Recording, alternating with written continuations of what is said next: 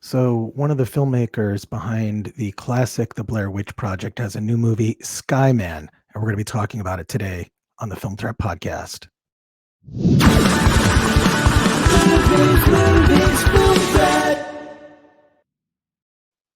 Welcome to the Film Threat Podcast. I am Chris Gore. I am pleased to be joined today by Daniel Myrick, most notably known for The Blair Witch Project. I'm sure that comes up all the time. Yeah, but it's a good problem to have. Yeah, I was going to say, before we get into talking about Skyman, the Blair Witch Project is a phenomenon. It's an example to filmmakers of how you can make an effective horror film with just the resources you have. It's a bunch of kids in the woods, and that movie, still holds up to today. That symbol with the sticks, it was also simple, and I remember the marketing campaign just blew my mind back at the time. Yeah, it's definitely the less is more approach worked really well for us, and I've always had a soft spot for Blair Witch and sort of the purity by which we made them film, and it will always, I always consider myself fortunate to have been a part of that era of filmmaking, with a group of young filmmakers just kind of taking a risk. It was a lot of fun. Well, yeah, it still resonates to today. You see, found footage movies were not something that was new when you did it, but certainly it was something that showed indie filmmakers how to do it. And now I kind of feel like it's had, that movie is an influence, you have to admit, or at least I can say that. Maybe you don't want to. Maybe you don't want to give yourself credit, but I've seen so many of those kinds of films, and I like the way that they've kind of changed. I think that the screen genre is definitely connected to and related to the Blair Witch Project. We've seen so many films like Searching with John Cho, which I thought was fantastic, and that certainly they owe you a debt of gratitude for kind of showing how it could be done. Well, there's certainly, we all influence each other. It was one of the best pieces of advice I got from a filmmaker that I really admired back in the day. And we're all part of the same sort of collective consciousness. And, the films that I grew up with, whether it be The Exorcist or The Omen or, 500,000 other films that have influenced me. It's the same with TV and art or what have you. We incorporate all that into everything we're doing. And I think with Blair Witch, we were sort of a product of all that, and a product of the technology coming out and the internet, and all sort of intersected to sort of come up and be Blair Witch. And that was an interesting time, but the same thing happens today. My films influence other people and vice versa, and that's what I love about the whole process, is that we can't really lay claim to any one thing. Nothing's really completely original. We're all influencing each other. Well, it definitely is powerful today, and I think you see it in a lot of things. And in fact, your film Skyman, it's very different from Blair Witch. It's not a found footage movie per se. It's more of it's definitely documentary style. It's verite. Yeah. And also wrapped in mystery in terms of the marketing. I appreciate the fact that the main poster image is not three heads floating in the sky. Yeah. That's a lot of independent films use that technique. I don't know how effective it is. I don't know if there was a marketing class that said indie filmmakers should use that all the time, but let's talk about where Skyman came from and how you developed that. It's because honestly, I know nothing about the behind the scenes. I've just seen the movies. So tell me about how this evolved. Well, it's interesting because Skyman was sort of an idea I had even before Blair. It was rooted in a lot of what I grew up with in the late 70s and 80s. Like Bigfoot and UFOs and all were really part of the zeitgeist in the cultural zeitgeist in those days. And I even had a small UFO club back when I was about 13. And so I did a lot of research into people that had abductions and experiencers and whatnot, and desperately wanted to be one myself. But what was sort of an interesting common theme through a lot of the research I had done was just how we as a species are really sort of like yearning to find purpose in our lives, to have some kind of power greater than ourselves, whether it's religion or UFOs or a monster in the woods or what have you. But so I wanted to do a film sort of rooted in those themes, based around a character that's a little bit of an oddball character, maybe a bit misunderstood. And we follow his journey and his passion to find answers and maybe redemption at the end of it all, within the context of this UFO backstory, right? So how does it affect his family and his close relationship with his sister and his best friend?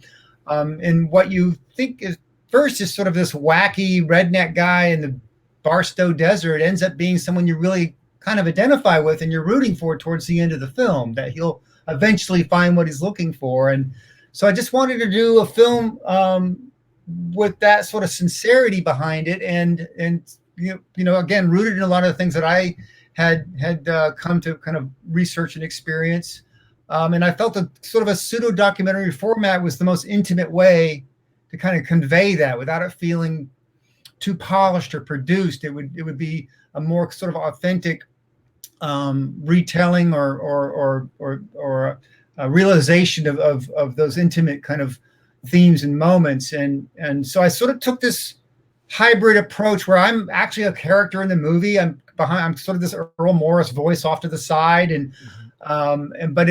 but theoretically, I'm thinking, you know, I had a bunch of different versions where it would have been found footage or first person or straight up narrative. And I sort of took this hybrid approach because it allowed me to kind of tell Carl's story, but also through the prism of the filmmaker and sort of how I'm interpreting what he's saying and doing, and giving me some creative license in that regard. So it's an interesting process. And it was a lot of just like Michael Selly, who's the main actor, and I at UFO festivals in character, shooting it as if he were really walking around.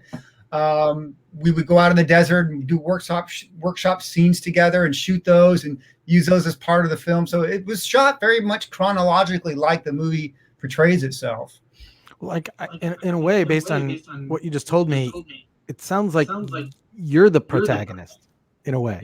In a way, yeah. I mean, there's definitely the conceit where I'm this interested third party that has discovered this guy and feels compelled to tell his story, and sort of, you know, being as objective as I can about it. But I find his character and his story and his circumstances, you know, pretty unique and compelling. So that's you know, all of which of course is contrived, but that sort of is an aside, you know, because the end goal is to entertain people and get them thinking and do a film that's a little bit out of the ordinary. And I didn't want to just have a horror or suspense film about aliens attacking somebody or an abduction movie or what have you. So I really wanted to kind of get into the head of the experiencer's side and sort of tell it from their perspective, and me as a filmmaker being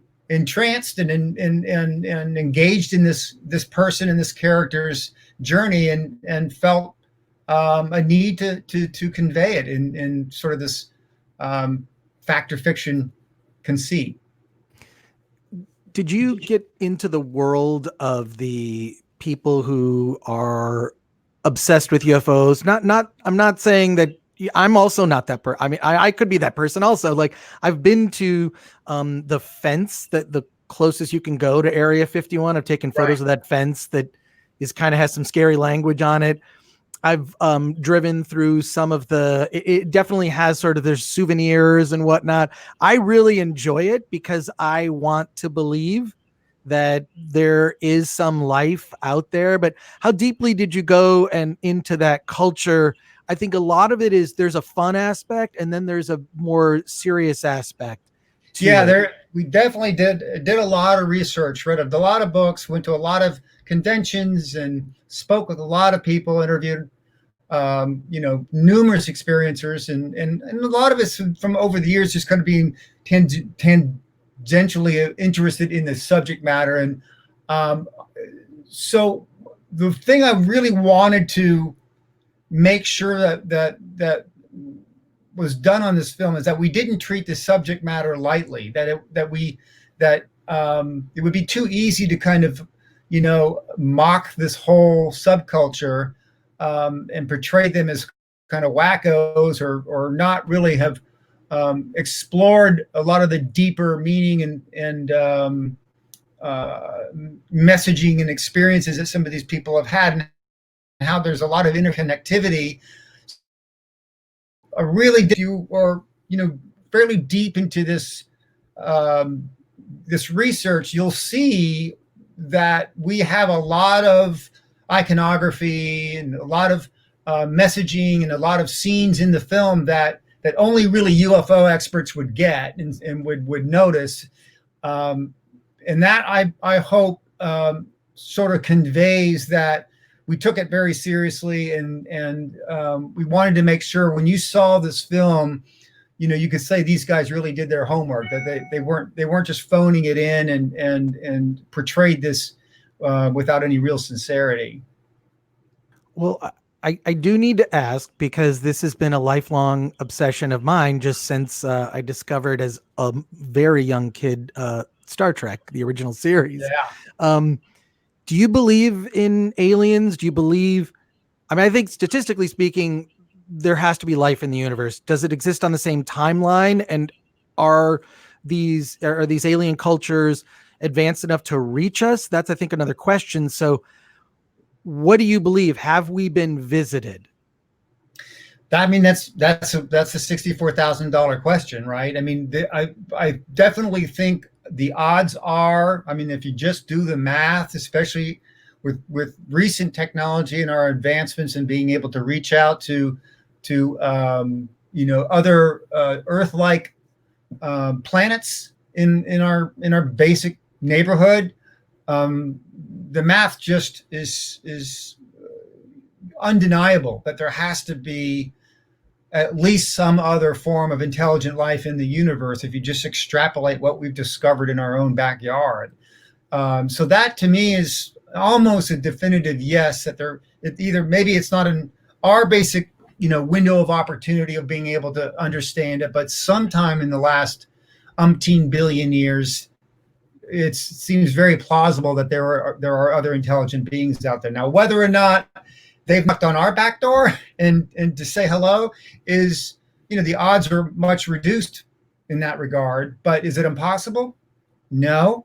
That's why this whole subject is so fascinating to me, because there are certainly those accounts that seem, really implausible.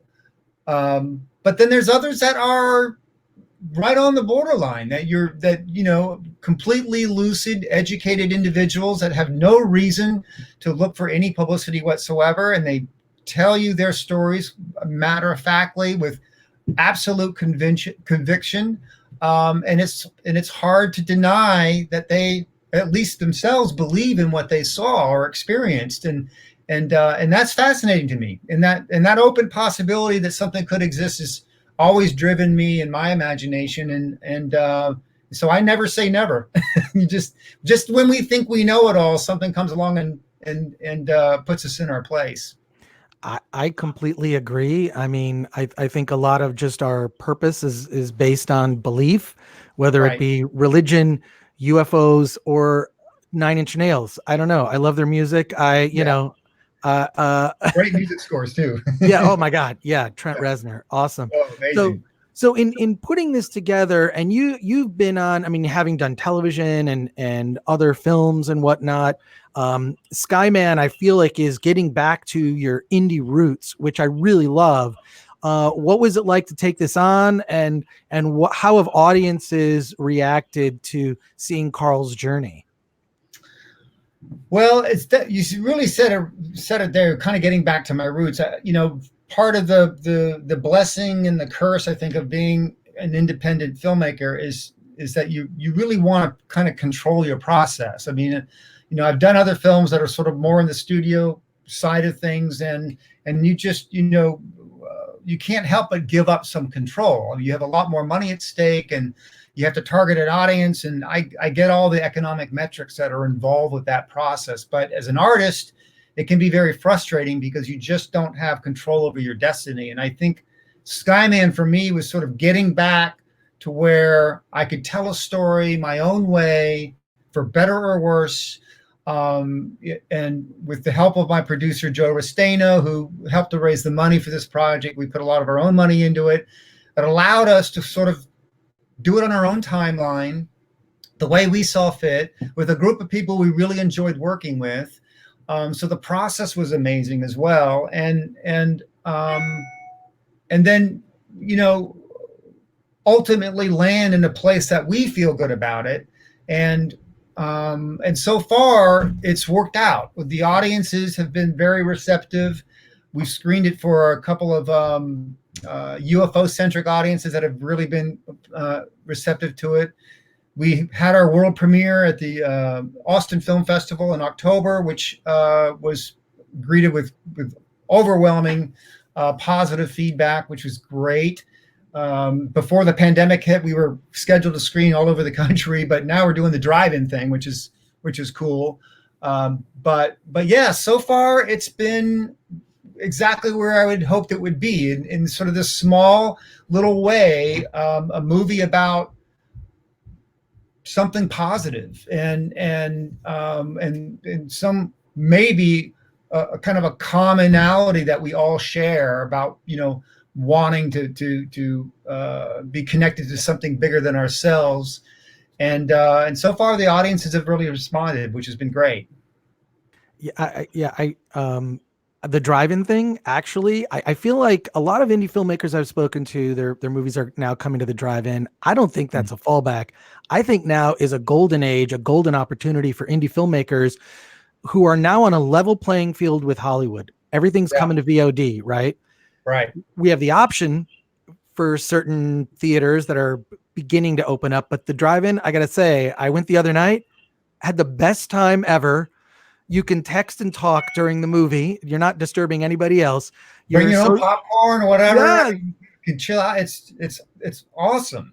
But it's great. I'm not gonna lie, I brought my own cocktails. And well, that's part of the benefit. Yeah. And I do think genre movies really work at the drive-in. I mean, I was lucky growing up in Michigan to live close to a drive-in. And before I could even drive, I remember sneaking into that drive-in and sitting back on one of the poles when they would just sort of send it out over those those speakers. Right. And I have one of the speakers, actually. Those are awesome. When they closed, it's great. Those old metal ones. Made out of lead. Yeah. Oh no, they're fantastic. So I love the drive-in experience. And I think that there's really a resurgence in a lot of indie movies. I've talked to the filmmakers who have movies that are coming to the drive-in, and I really feel, because drive-in movie theaters is less than 500 in the United States currently, but at their height in the 60s, drive-in theaters numbered 6,000. Yeah. And maybe now is a time to really invest in getting drive-ins going. This could be a huge resurgence for indie filmmakers. So I just think that your marketing plan and everything you're doing is like spot on. And I love it. I think it's great. I think it's a huge opportunity.